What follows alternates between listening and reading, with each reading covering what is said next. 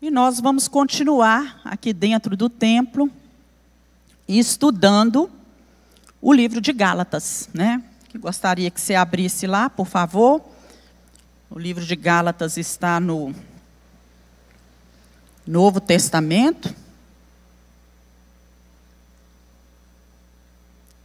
Ô Júnior, pede para colocar aí na...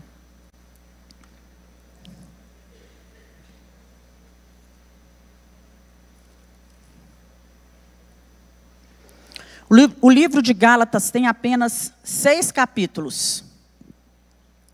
E nós já caminhamos passo a passo até o capítulo 5. Estamos aí todos os domingos vendo um pouquinho daquilo que Paulo escreveu a esta igreja e que também tem a dizer para nós. E hoje nós vamos falar no capítulo 5, Paulo fala da liberdade cristã. Da liberdade que nós temos quando nós nos convertemos e passamos a ter Jesus presente na nossa vida. E nós vemos, meus irmãos, que essa carta, embora ela tenha sido escrita há tantos anos atrás, ela ainda é uma carta atual, oportuna para a igreja de hoje, absolutamente necessária à igreja que vive no nosso tempo, né?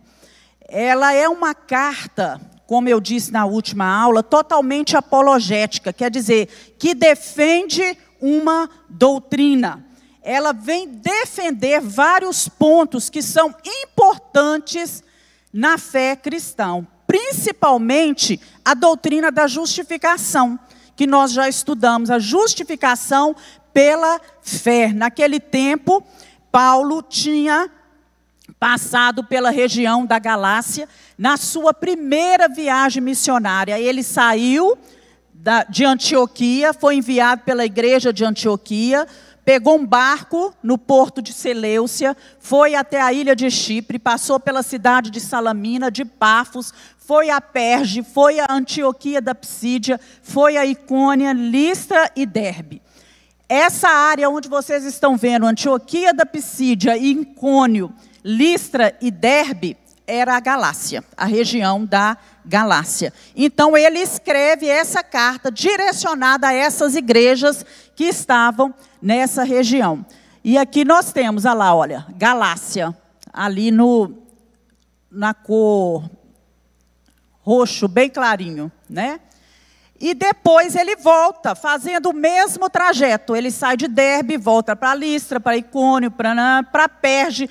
E quando ele chega ali, em vez dele vir para a ilha de Chipre, ele pega um barco e vai direto para o porto de Seleucia. Foi assim que se deu a primeira visita de Paulo à Galácia, onde ele aí fundou, então, essa igreja. Depois que ele faz essa viagem, que ele sai de lá, o que acontece? Levanta-se dentro da igreja alguns judaizantes. Quem eram esses homens? Homens que estavam dentro da igreja, que haviam se convertido do judaísmo. E esses homens começaram a dizer para aqueles que estavam dentro da igreja, que eram agora judeus convertidos, não é? E gentios também convertidos, que o cristianismo nada mais era do que um judaísmo melhorado. E que os gentios que estavam lá também deveriam guardar a lei se eles quisessem ser salvos.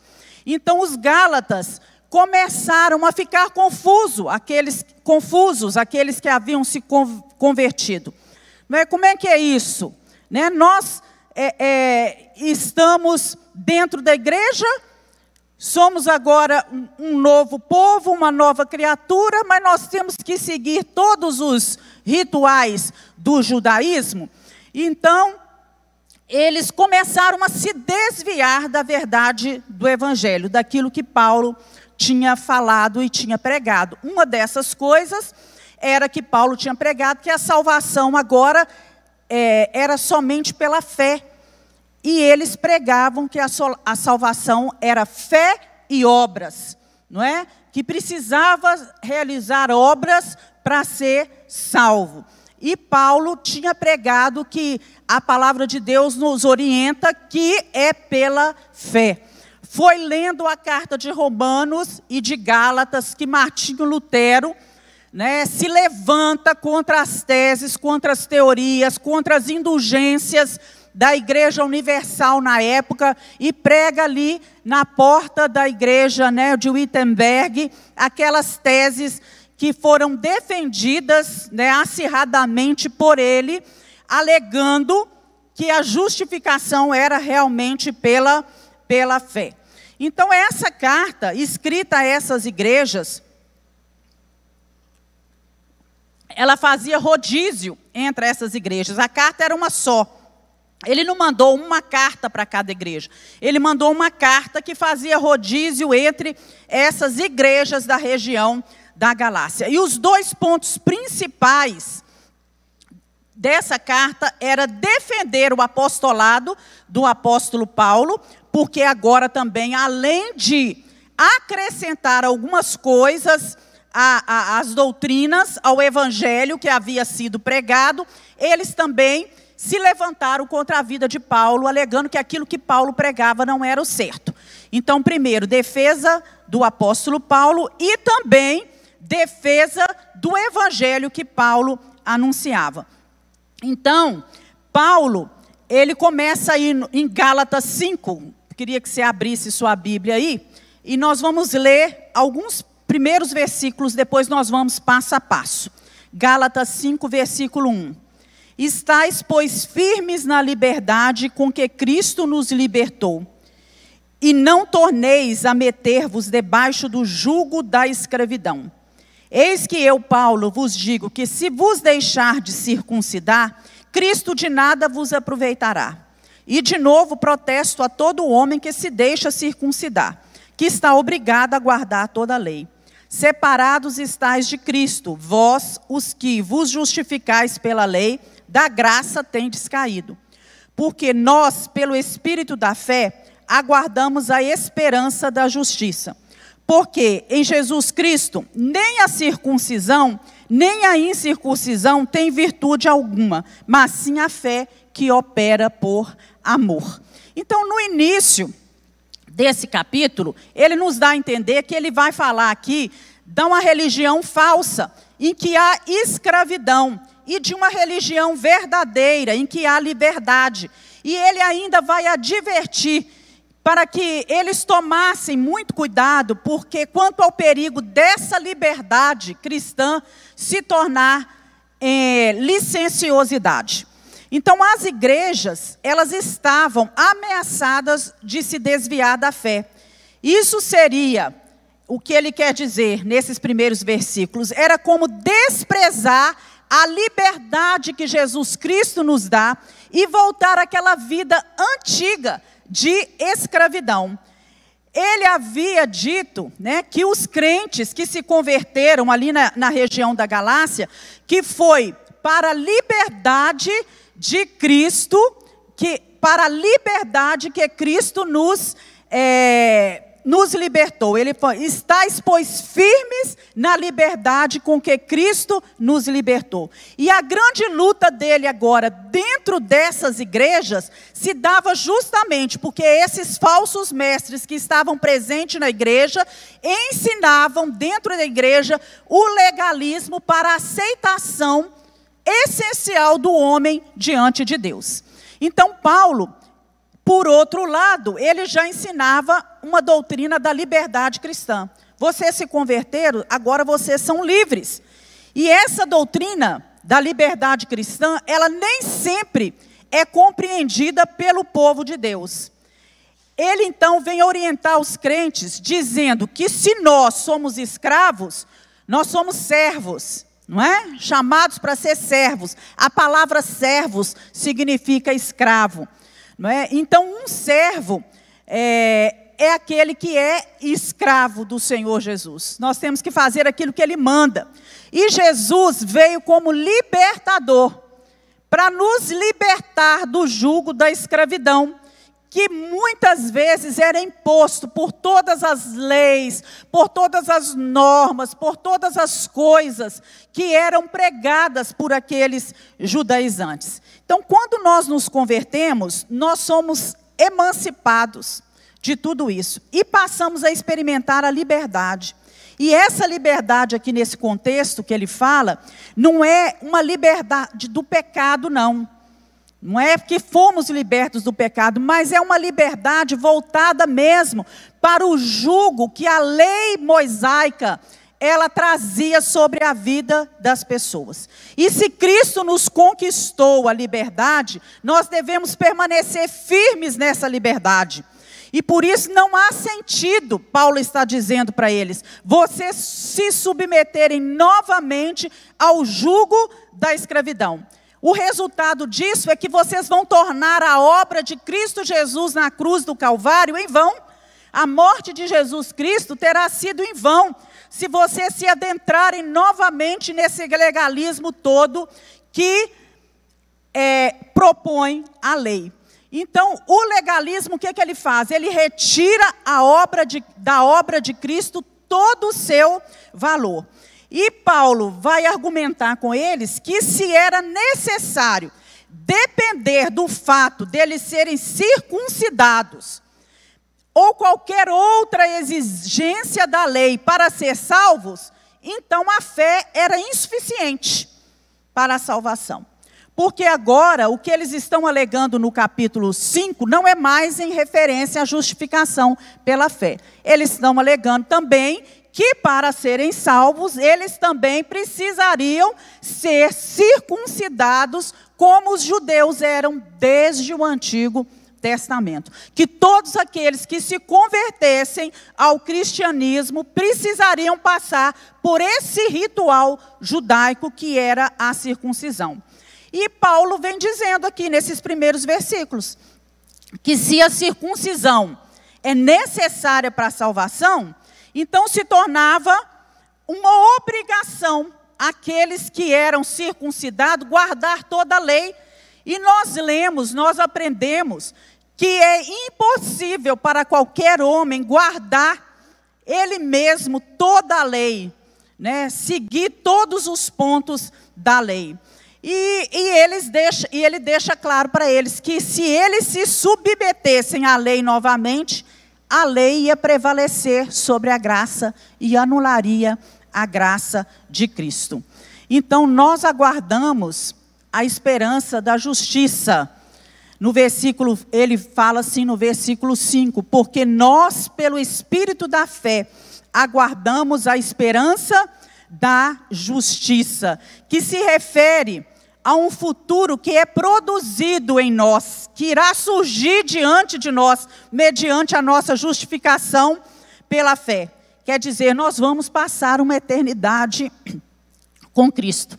Nós aguardamos essa esperança, nós temos esperança disso, que nós vamos passar uma eternidade com Cristo. E se nós estamos em Cristo, pela fé e não pelas leis, ser circuncidado não tem mais valor nenhum. É isso que Paulo vai dizer. E ele está ensinando que perante Deus, não era mais necessário fazer isso. E ele se propõe aí, que o que era verdadeiramente importante agora, na vida daquele que se convertia, no caso, os Gálatas, era ter princípios espirituais, valores espirituais, que são formados lá dentro da alma, no coração do homem. Isso é que realmente tem valor. Porque ele fala assim, olha, porque em Jesus Cristo, no versículo 6, nem a circuncisão, nem a incircuncisão tem virtude alguma. Não há valor nenhum nisso. Mas sim a fé que opera por amor. Então ele deixa bem claro isso para nós. E ele vai nos falar aí a partir do versículo 7, a tática que o falso mestre estava usando. Vamos continuar aí a leitura? Gálatas 5, versículo 7 em diante. Ele diz assim, corrieis bem, quem vos impediu para que não obedeçais à verdade? esta persuasão não vem daquele que vos chamou. Um pouco de fermento leveda toda a massa. Confio de vós no Senhor, que nenhuma outra coisa sentireis, mas aquele que vos inquieta, seja ele quem for, sofrerá condenação. Eu, porém, irmãos, se prego ainda a circuncisão, porque sou, pois, perseguido, logo o escândalo da cruz está aniquilado. Eu quereria que fossem cortados aqueles que vos andam inquietando. Então vamos destrinchar aí cada um desses versículos. Ele começa com uma metáfora. Ele fala, corrieis bem. Ele faz uma metáfora aí, uma metáfora atlética, se referindo aí a uma metáfora que ele sempre usa em relação às corridas. Paulo sempre usa o atletismo para falar sobre a vida do atleta, para mostrar que o esforço necessário para que alguém atinja a coroa, para que alguém chegue no final dessa corrida, é uma coisa muito importante. O atleta, ele tem que se policiar, ele tem que se disciplinar, ele tem que treinar, não é? Ele tem que rever valores. Então ele fala assim, vocês estão correndo bem, vocês estavam bem, vocês começaram bem essa corrida. Vocês iniciaram bem a vida cristã, corrieis bem, mas alguém os impediu. Que alguém era esse? Certamente um dos judaizantes, um legalista, um falso mestre, um falso discípulo que se adentrou dentro da igreja. Alguém vos impediu de continuar assim. Alguém veio atrapalhar essa corrida, essa peregrinação cristã. E ele diz, né? Com isso, vocês perderam a mentalidade e o espírito de vencedor. Vocês, devido a essa influência nefasta desse legalista, que está reduzindo Jesus à estatura de Moisés, porque foi isso que o judaísmo fez. Né? Para aqueles que estão no judaísmo, Jesus não passava de um profeta como os outros. Jesus não era o verdadeiro Messias, não é? E ainda hoje é assim, né? Para o judaísmo, Jesus é simplesmente um profeta, como os outros, como Moisés veio. Então, essa persuasão, ele diz, esse fato desses legalistas, desses falsos mestres estarem dentro da igreja, atrapalhando a caminhada cristã de vocês, está contaminando a igreja.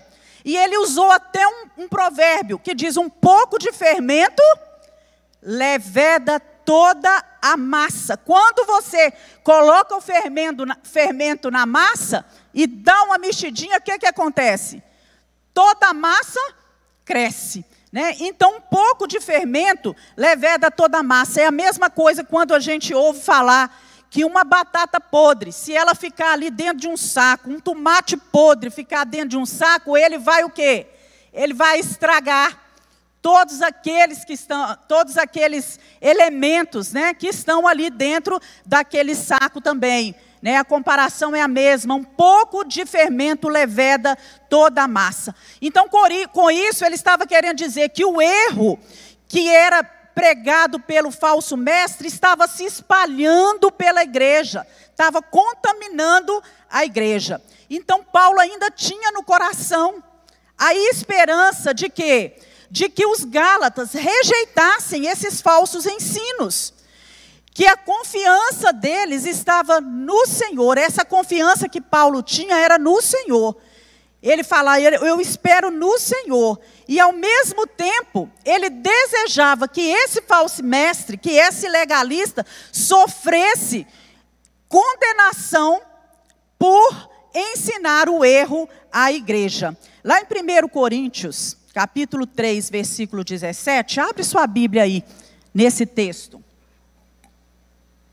1 Coríntios 3, 17.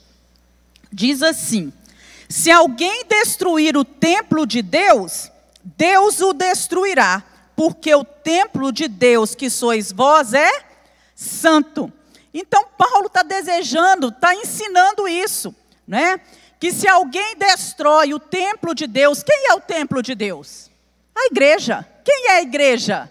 Cada um de nós.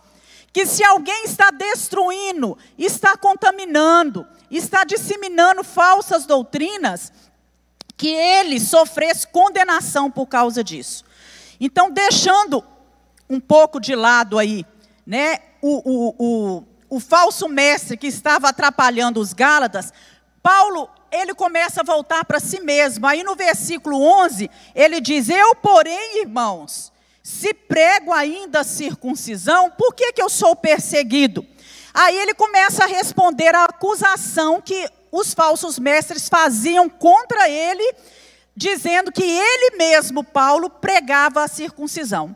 E essa calúnia provocou em Paulo uma reação, na qual ele expressa o desejo de que esses falsos mestres se mutilassem, ou quer dizer, se castrassem. Ele fala sobre isso aí no versículo 12.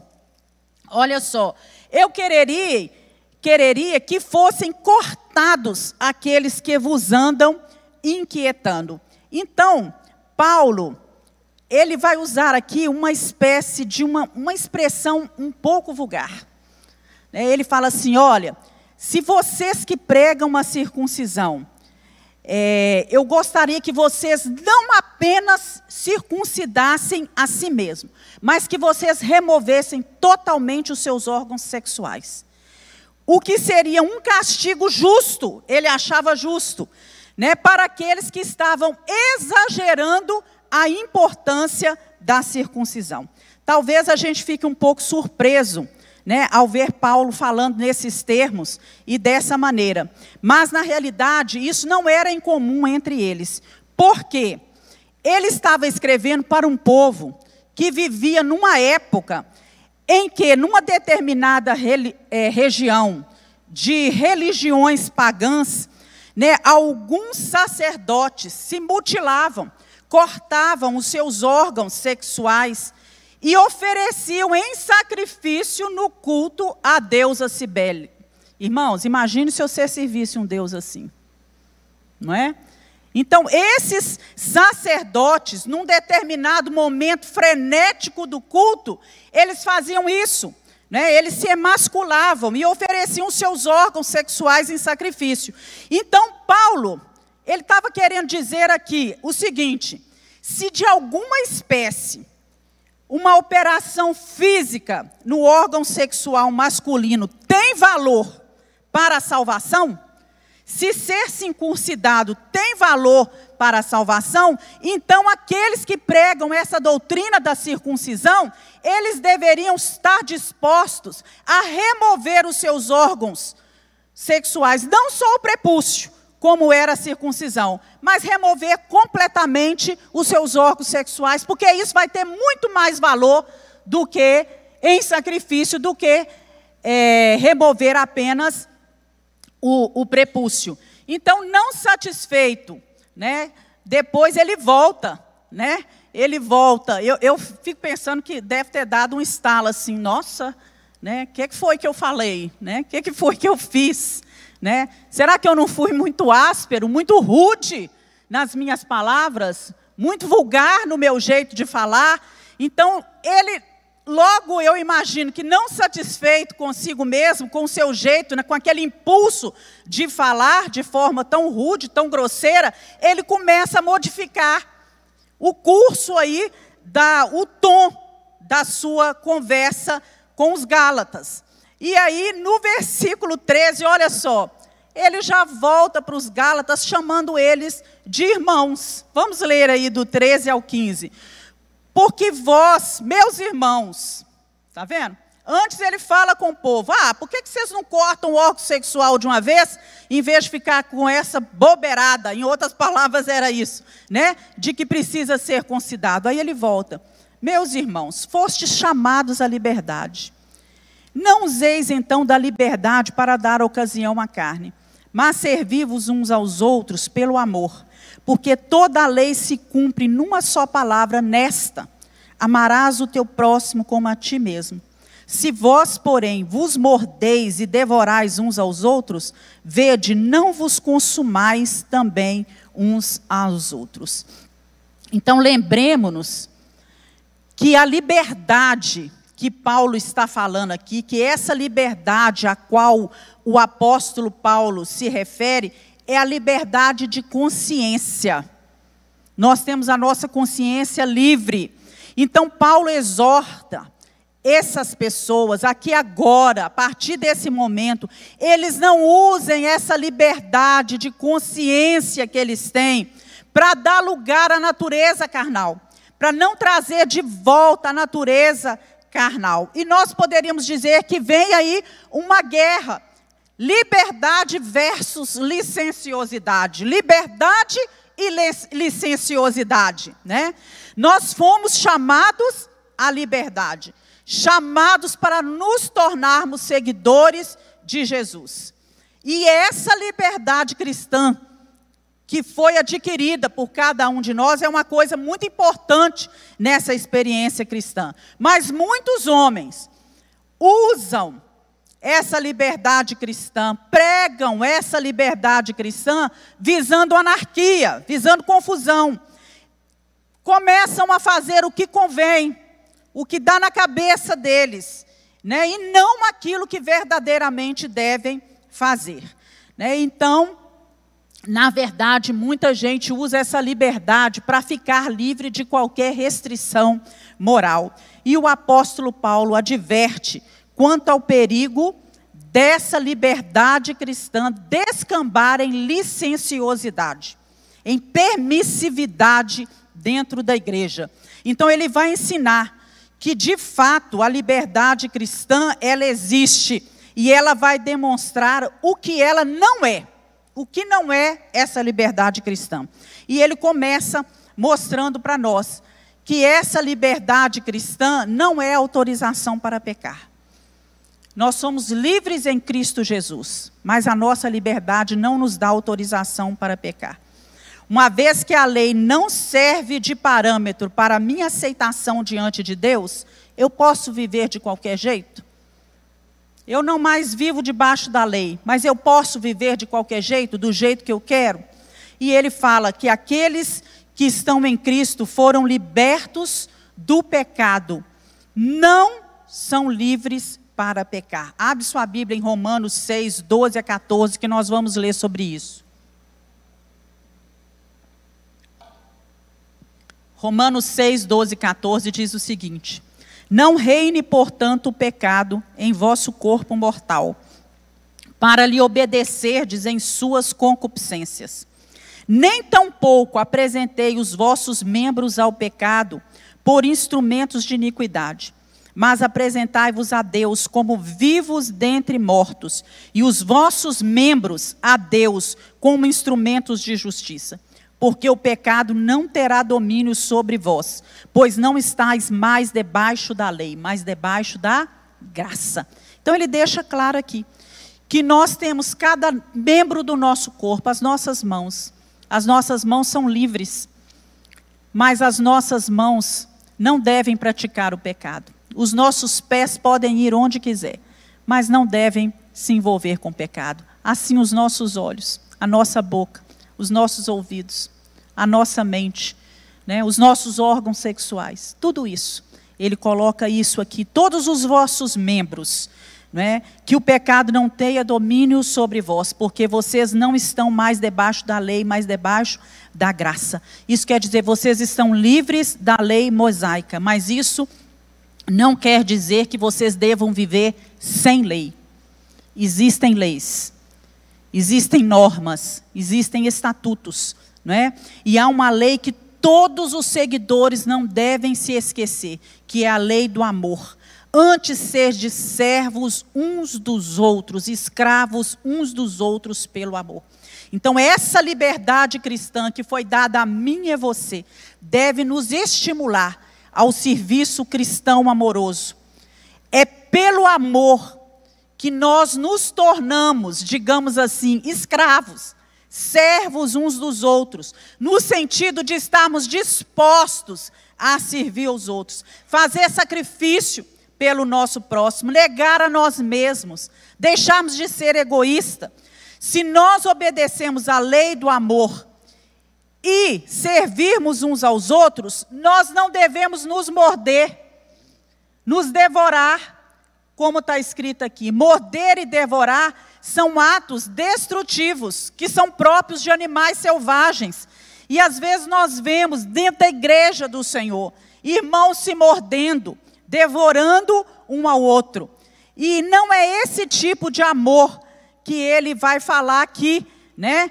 Ele fala que o apego à lei, que era incitado pelos legalistas, fomentava dissensão, discórdia dentro da igreja, roubava a paz, roubava a harmonia, a unidade entre os irmãos. Nós que somos salvos pela graça, pela fé em Cristo Jesus, nós obedecemos a Jesus, não para sermos salvos, mas porque nós somos salvos. Nós somos salvos e aí obedecemos a Jesus. A obediência, a nossa obediência a Jesus é um ato de devoção, que é inspirado no amor, nosso amor para com Deus. Eu amo o Senhor, por isso eu obedeço, por isso eu temo, por isso eu adoro. E é o amor ao Senhor e o amor para com os homens. Porque toda lei se cumpre em um só preceito, a saber, amarás o teu próximo como a ti mesmo. Pode parecer um pouco estranho, porque Paulo, aqui no início, ele fala, ele dá ênfase a que nós não estamos debaixo da lei. E de repente ele vem citando a lei. Lá em Levítico 19, 18 está, amar o próximo como a si mesmo. Mas observa, gente, que ele começa a encorajar a voltar para a lei. E essa lei é a lei do amor. O amor é o cumprimento da lei. Aquele que ama não pratica o mal contra o seu próximo. Lá em Romanos capítulo 13, versículo 8 a 10, diz assim, a ninguém devais coisa alguma a não ser o amor, com que vos ameis uns aos outros, porque quem ama os outros cumpriu a lei.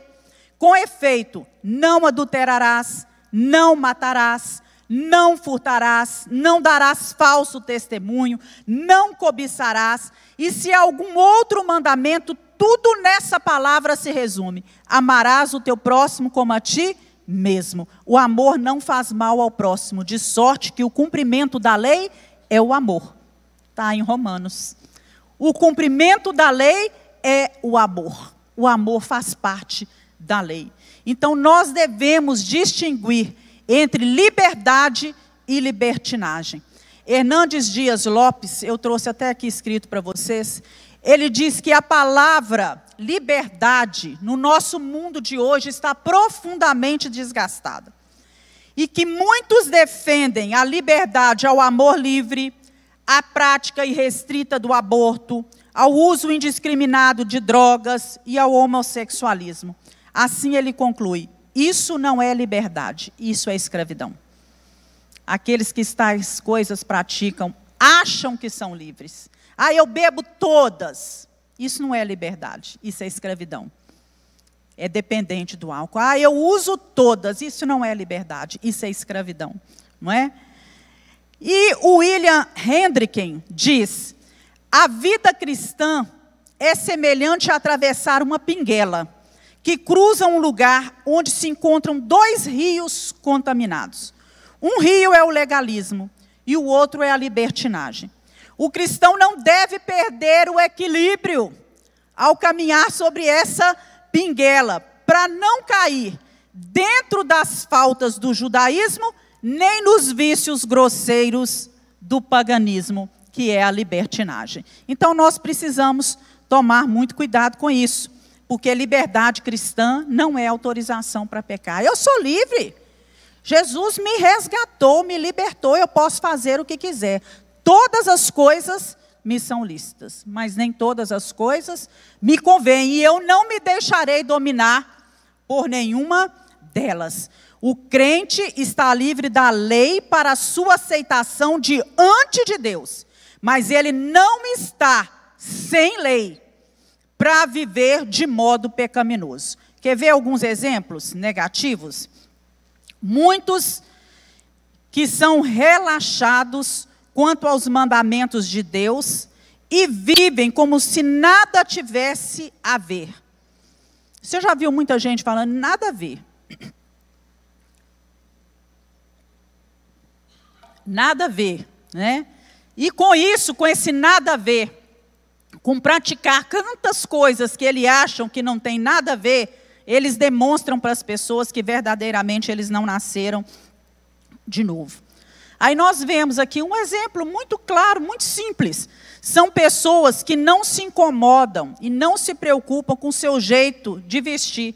E não tem nada a ver se o meu jeito de vestir ou de agir pode levar o outro a pecar. Isso é imaturidade espiritual. Precisa de amadurecer espiritualmente. Porque se o seu jeito de vestir e de agir prejudica alguém que está dentro da igreja, sentado do seu lado, ou atrás de você, ou na sua frente, ou que vem conversar com você, se isso traz desejos pecaminosos nas pessoas, é necessário que você amadureça e que você passe a vestir-se de outro jeito. Porque a lei maior é a lei do amor, né? A Bíblia diz que a mulher tem que se vestir com trajes honestos, né, tendo prudência, e isso significa não mostrar o corpo de forma deliberada e leviana, como se essa exibição não tem nada a ver, não surtisse efeito um no outro. Às vezes na cabeça daquela pessoa, pode ser que não tem nada a ver, mas de repente é bom, né? Ou o marido dá um toque, ou uma amiga dá um toque, olha, o seu jeito de vestir pode levar alguém a pecar. Né? Precisa ser mudado, né? Então, meus irmãos, pensando nisso, né, eu coloquei aqui que as nossas roupas, mulheres, têm que ser roupas que as pessoas olhem para nós e nada vejam, tudo coberto, né? Tudo coberto. Então, que nós possamos olhar para isso. Isso é um exemplo muito simples, meus irmãos. Nada a ver eu ficar sentado num bar, bebendo, tomando todas. Mas e o seu irmão, que acabou às vezes de se converter e que passa e te vê sentado lá naquele lugar? Não é? A lei maior é a lei do amor. A lei do amor. Não é? Então nós precisamos vigiar nessas pequenas coisas. A lei do amor. Amar ao próximo como a si mesmo. Amar a Deus sobre todas as coisas. E ele vai falar também que a liberdade cristã não é autorização para a gente explorar ao próximo. Sirvam uns aos outros mediante o amor. Não é? Paulo havia dito que o cristão é livre, mas agora ele fala que nós temos que ser servos. Vocês são livres, mas são servos. E a palavra servo aqui, sirvam, ela vem da raiz doulos, que é escravo. Vocês são escravos. Então, mesmo sendo livres, nós somos escravos, nós somos servos, né? Somos escravos, somos servos do nosso próximo. E o nosso serviço ao próximo, às pessoas, ao seu marido, à sua esposa, aos seus filhos, aos irmãos, aos funcionários que estão dentro da sua firma, devem ser mediante o amor. A nossa liberdade cristã deve ser usada para servir ao próximo. E aí tem uma pequena ilustração que diz assim: se você tivesse que carregar um fardo de 100 quilos por 1 quilômetro, e alguém chegasse e te livrasse desse fardo, e te desse em troca um fardo de apenas 20 quilos para você carregar, como você reagiria? Certamente, você faria essa nova tarefa, ainda que difícil, mas com muita gratidão e alegria. A liberdade cristã é assim. Estávamos presos ao fardo do pecado. Teríamos que carregá-lo por toda a eternidade. Mas Cristo, em sua obra da cruz, tirou dos nossos ombros esse fardo pesadíssimo e colocou um fardo mais leve, para que mesmo carregando esse fardo, nós tenhamos condições de servir uns aos outros. É uma bela ilustração. E aí nós vemos aí alguns exemplos em relação a isso. O cristão que se beneficia, crentes que chegam dentro da igreja, participam do louvor, senta num banco confortável, gosta de ar-condicionado, gosta de um som bom, né? Porque essa igreja tem um bom som, né? Tem todo conforto, encontra banheiros limpinhos, ele entra no banheiro, se o banheiro estiver sujo, ele vem e reclama, não é? Os filhos têm todo conforto lá nas salinhas, todo o material necessário, mas ele não ajuda a igreja com os seus dízimos e com as suas ofertas, né? Ele está preocupado em ser servido, não em servir, né? Alguns pseudos pastores, né, que se utilizam daquilo que é da igreja, que não pertence a eles, né? Eles estão mais preocupados em ser servidos do que servir. Agora, nós encontramos também muitos cristãos dentro da igreja que estão ocupados com o evangelismo, que estão preocupados como que a igreja vai se manter, como que a igreja, né, com o método, o jeito divino que Deus deixou para que a igreja tivesse as suas portas abertas nessa terra, que é trazer dízimos e ofertas, não é?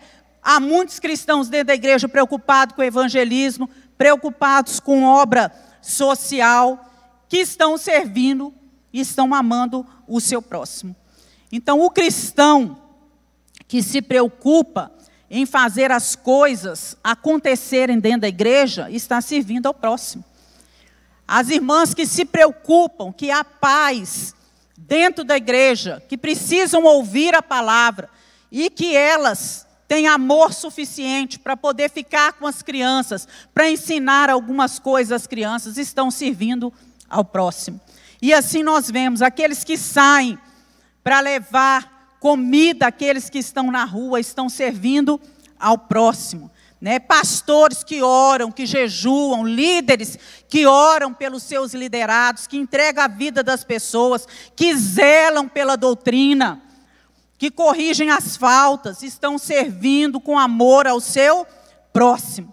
E esse entendimento do amor de Cristo por nós, ele vai fazer com que a gente ame o nosso próximo. Quando a gente percebe tudo que Jesus Cristo fez por nós ao vir nesse mundo, ali na cruz do Calvário, nós devemos compreender o quanto nós devemos fazer pela igreja de Deus, por aqueles que estão ao nosso redor.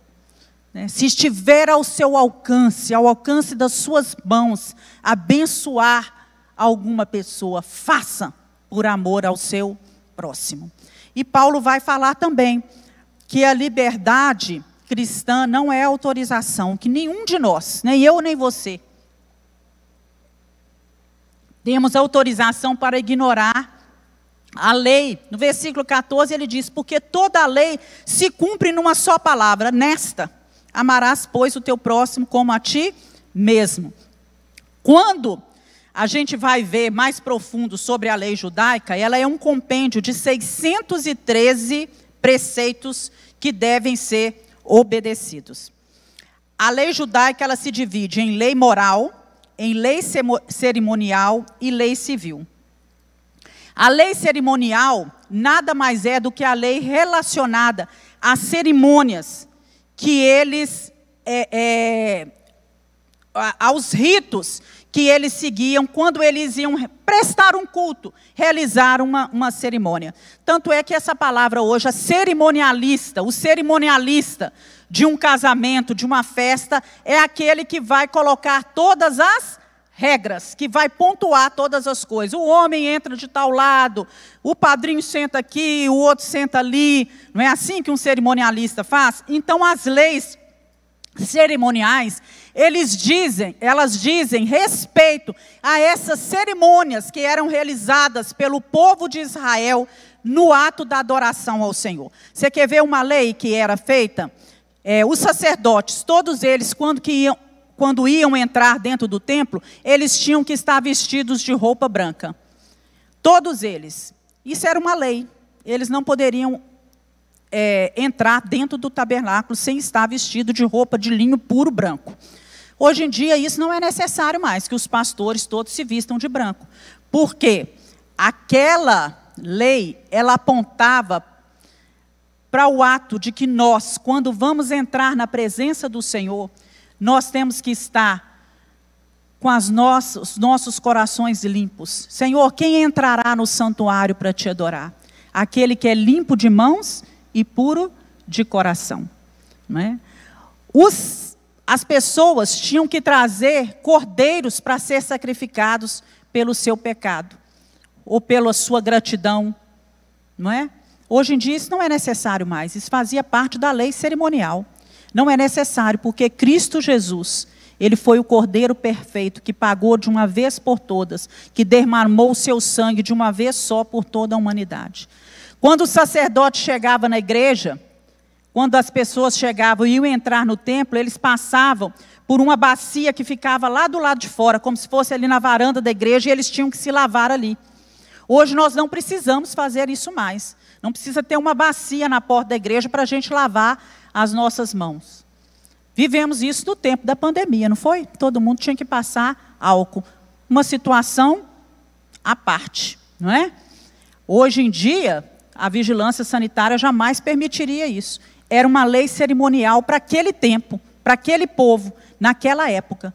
Nós não precisamos mais seguir essas leis cerimoniais. Por quê?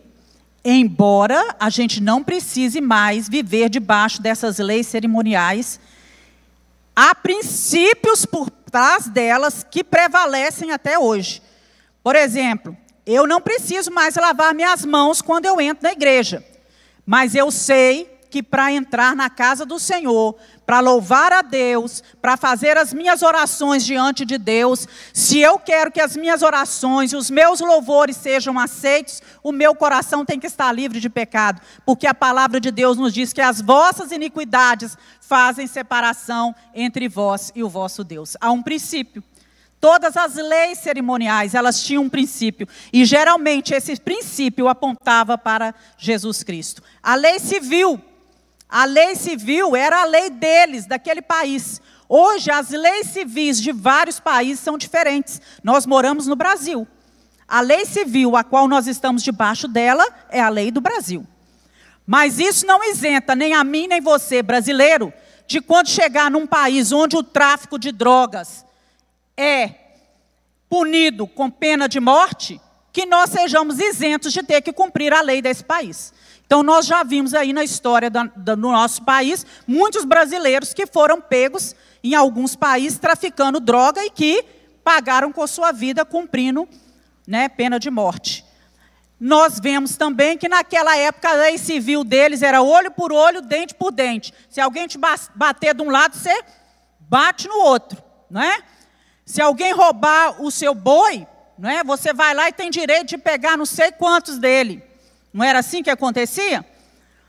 Então, hoje, essa lei civil deles, se a mulher era pega em adultério, o que acontecia com ela? Era apedrejada, não é? Se havia ali alguém que chegasse, vamos supor, e matasse o irmão do Chico, nem sei se o Chico tem irmão, estou dando só um exemplo. Alguém matasse o irmão do Francisco que está aqui. O Francisco, pela lei, ele tinha o direito de matar aquela pessoa que matou o seu irmão. Ele era o vingador de sangue.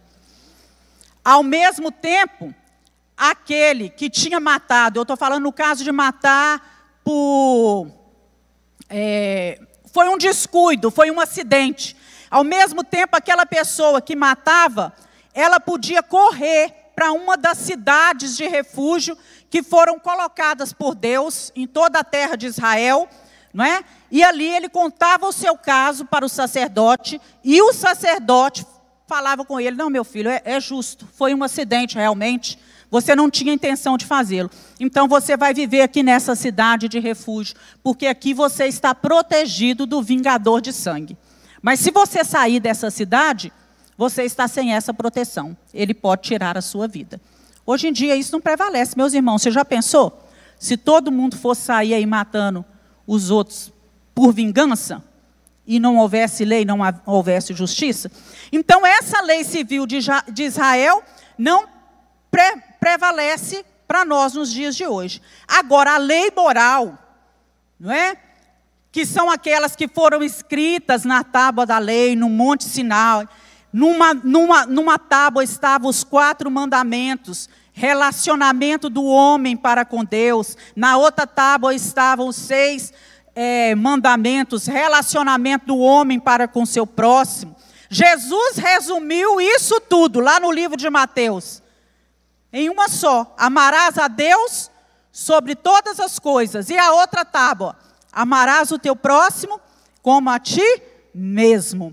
Então perceba, portanto, que amando a Deus sobre todas as coisas, você está cumprindo as 4 leis que são referentes a Deus. E amando o próximo como a si mesmo, você está cumprindo as demais leis que são relacionadas, referentes ao nosso relacionamento com o próximo. E Paulo vai falar também da liberdade, não há autorização para destruir o próximo. Aí ele termina ali no versículo 15, nós vamos parar por aqui. Fala assim: vocês não se mordam. Gente, vocês imaginam a situação de um pastor, de alguém que lidera a igreja, ter que chegar, escrever uma carta, que vai ser lida na frente da igreja, falando isso: vocês estão se mordendo, vocês estão se devorando, né? Cuidado, porque vocês estão destruindo, destruindo assim, mutuamente, né? Mutuamente, um ao outro.